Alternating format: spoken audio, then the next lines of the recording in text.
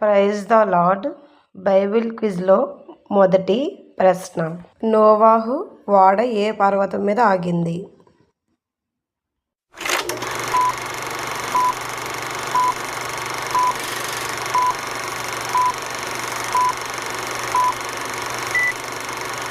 ఇశ్రాయేలీయులు అరణ్యంలో ఉన్నప్పుడు దేవుడు ఆకాశం నుండి కురిపించిన ఆహారం పేరు ఏమిటి?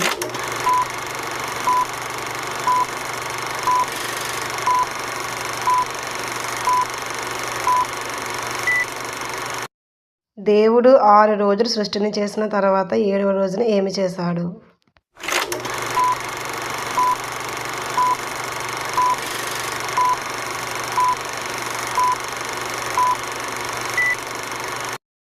లోకంలో అందరికంటే జ్ఞానవంతుడైన రాజు అని ఎవరిని అంటారు?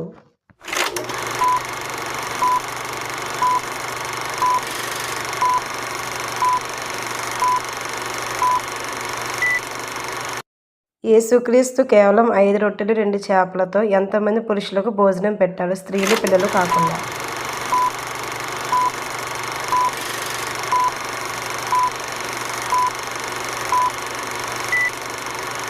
బైబిల్లో సింహాల బోనులో వేయబడిన సింహాలు ఏమీ చేయకుండా దేవుని కృపతో ప్రాణాలతో బయటపడిన వ్యక్తి పేరు ఏమిటి?